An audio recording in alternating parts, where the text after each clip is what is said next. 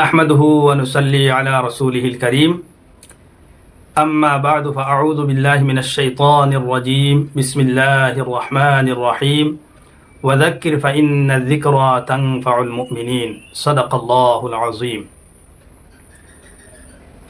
প্রিয় দর্শক হল আলহামদুলিল্লাহ আল্লাহ তাআলার ফজলে আশা করি আপনারা সব ভালো আছেন আমিও আলহামদুলিল্লাহ ভালো আছি। তো দর্শক হল আজকে আপনার সামনে আমি একটা ভিডিওর এক অংশ তুলিয়া ধরতাম চাইয়ার। প্রথমে আপনারা এই ভিডিওর অংশটা শুনুকা, এরপরে ইনশাআল্লাহ আমি কিছু কথা কইমু।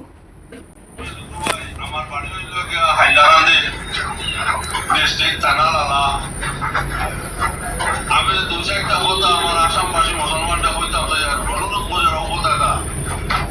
আমরা মুসলমান ভাইয়াতে আমরা গরু খাওয়া বন্ধ করিলে, কারণ গরুর মাংস আমরা প্রধান শারীরিক ক্ষতি করে এবং শারীরিক ক্ষতি করতে করতে এখন দেশ ফিতনা হয়ে গেছে। আর দেখো আমরা গরু খাবার থাকা অবস্থা আমরা শরীরেরও ক্ষতি দেশেরও ক্ষতি। আর মুখ্যমন্ত্রী মাননীয় মুখ্যমন্ত্রী আমরা হিমন্ত বিশ্ব হিন্দু মানুষ খুশ করিয়া আর আমাদের নবালটা আমরা নিজেই তো খাবার বাদ দিলে লিখিত হইব। আমি অনুরোধ করি আপনাদের ভাবত হইয়া এই গরুটা খাবার বাদ দেয়, গরু খাইয়া দেশ বিদ্যা এবার আমরাই আমরা মামাও মানে গরু খাবার বড় মানে নিষেধ দিচ্ছেন, তাহলেও আমরা খুশ করি নাই গরু খাবার বাদ দিয়া আর তার মানে রাজনীতি হরমটা গরু খাবার বন্ধ করিয়া আমরা কোনো আপত্তি নাই। আমরা বন্ধ করলে আমরাও ফায়দা হবো, শারীরিক ফায়দা হবো। আর আপনার কাছে অত গরুও নাই আর অত টেনশনও নাই, ও বাজার বল ও গরু খাইল না, এই আরো সমস্যা দেখা দিল। আর দেখা যায় বাগানের যে গেলে এখান বাগানও শস্য গরু হিন্দু মানুষের কাছে। আর আমরা বস্তি প্রিয় দর্শক হল আপনারা শুনছেন নিশ্চয় এই মুরব্বী সাবর কথাগুলা।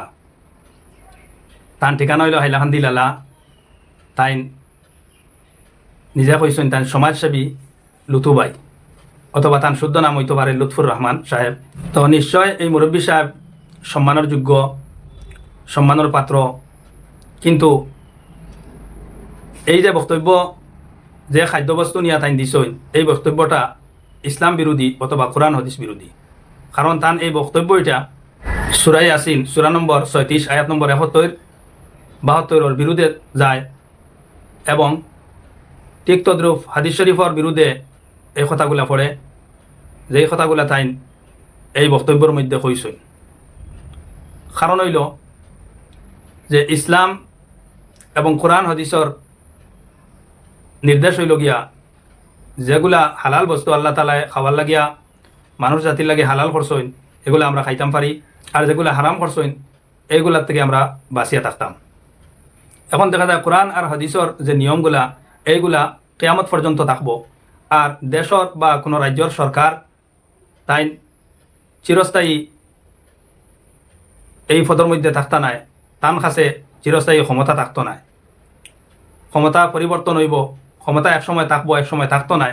এক সরকারে এক নিয়ম করবা, আর সরকারে এই নিয়মরে বদলিতেও পারবেন। এই কারণে আমরা এই সমাজসেবী লুথুবাই যে মুরব্বী সাহেব এই যে কথা কইছেন যে আমরা সরকারকে সন্তুষ্ট করতাম, আমরা এই খাদ্য খাওয়া বাদ দিলেইতাম, তাই যে সারা মুসলিম জাতিরে সম্বোধন করিয়া এই কথা কইতরা, এই কথা কিন্তু তার লাগি খোয়া শোভা পায় না। কারণ হইল এই কথা কইবার যদি প্রয়োজন হয় তাহলে ভারতবর্ষর অথবা আসামর উলামায়ে কেরাম হলে আলোচনা করিয়া বিবেচনা করিয়া আমরা আম জনসাধারণ লাগিয়া ঘোষণা করিয়া দিতা যে কতদিন কুল লাগে আমরা এই খাদ্যর বস্তুটা খাইতাম না, আমরা বন্ধ করতাম। নতুবা ব্যক্তিগতভাবে আমার এই মুরব্বী সাহর অধিকার নাই যে পুরা মুসলিম সমাজে হইতা যে আপনারা এই খাদ্য বস্তুটা বর্জন করুক। এটা আমি মনে করি এটা কোরআন এবং হাদিস বিরোধী বক্তব্য। এর কারণে আমার এই মুরব্বী সাহর কাছে বিনম্র অনুরোধ রইল যে তান কথাগুলা কতটুকু সঠিক আছে একটু বিবেচনা করুক। আর এইরকম কথা সোশ্যাল মিডিয়ার মধ্যে প্রকাশ করা ক্ষতিকর হইয়া দাঁড়াইব ভবিষ্যতে। আর এই ভিডিওর লাস্টে এই আলোচনার লাস্টে আর একটা কথা কইছেন যে আমরা যদি আল্লাহ তাআলার সন্তুষ্ট করিলাই তাহলে আমরা সমস্ত সমস্যা সমাধান হয়ে যাইব।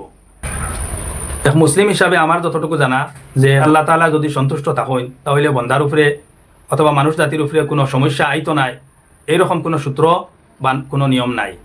যদি ইলা থাকতো তাহলে হজরত ইব্রাহিম আলাইহিস সালাম আল্লাহ তাআলার দোস্ত তানরে আগুনের কুণ্ডর মধ্যে কিতা কারণে ফালানি হইল।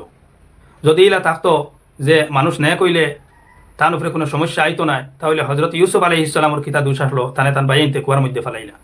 যদি এরকম কোনো সূত্র থাকতো যে মানুষ আল্লাহ তাআলার সন্তুষ্টি অর্জন করিলে দুনিয়ার মধ্যে কোনো সমস্যার সম্মুখীন হইতো না, তাহলে উহুদের যুদ্ধের মধ্যে হুজুরে পাক সাল্লাল্লাহু আলাইহি সাল্লামর দান্দার মুবারক বেদিন হলে কিভাবে শহীদ করলা, অথবা তায়েফের জমিনের মধ্যে আল্লাহ রসুল সাল্লাল্লাহু আলাইহি সাল্লামের উপরে বেদিন হলে কিভাবে অত্যাচার করলা।